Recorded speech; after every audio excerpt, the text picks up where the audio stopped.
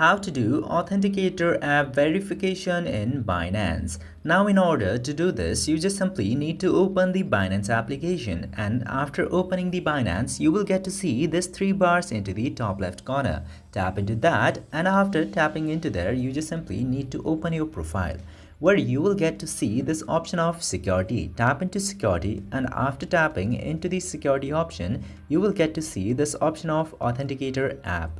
Tap into this Authenticator app option.